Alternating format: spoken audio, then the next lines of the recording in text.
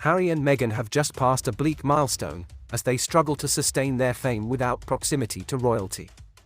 They signed a big deal with Netflix in 2020, but they ruined their chances of success by revealing too much in their Oprah interview and other media appearances.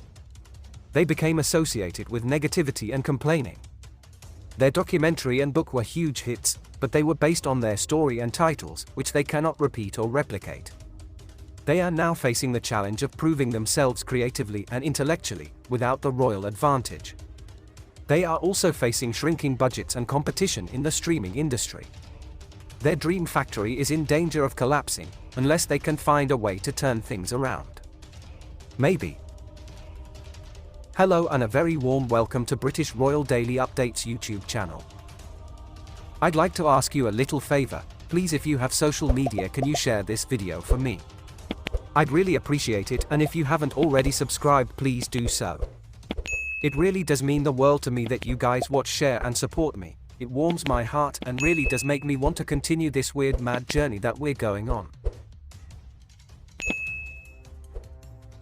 Another issue, Oprah would also set the tone for what was to come, which was appearance after appearance that covered similar ground: the Armchair Expert podcast, The Me You Can't See, Harry and Meghan, and Spare. The Sussex brand was quickly becoming one linked with a certain rhythm of negativity and a tendency to moan. All of this meant that by the time their actual paid content began to be released in 2022, their story of royal apathy to their suffering, of unconscious bias, of leaking and of favoritism for Team Air was one that the whole world already knew, almost verbatim. Still, despite being buried 20,000 leagues under all that the Sussexes clearly had some energy left in the tank, and records soon broke. Harry and Meghan was the most watched documentary premiere in its first week, and Spare was the fastest selling non-fiction book in history.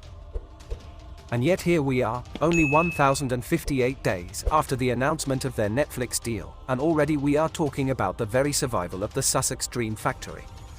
Bet this was how the Romans felt when they learned the Vandals were on their way to do some pillaging. Now that we are past Harry and Meghan and Spare, what is emerging is that the Duke and Duchess are looking like the 21st century equivalent of Stephen Bradbury without skates. That is to say, their successes are not something they likely can duplicate or repeat. The existential question is, take away their titles and what do they have to offer?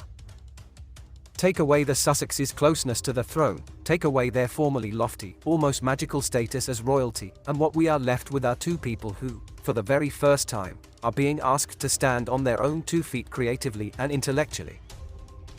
And right now, they are looking lacking.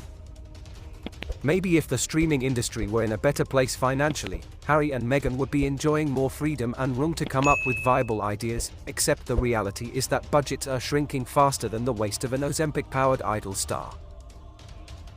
In hindsight, September 2020 was the Sussexes' career peak, so far anyway, and the production and audio arms of Archewell have developed some very serious cracks. Maybe the Duke and Duchess are smartly sealing over the gaps in their enterprise and things might turn around. Maybe. Remember to subscribe to British Royal Daily Updates YouTube channel and turn on the notification bell. This way you will be notified when we drop a video. Stay safe.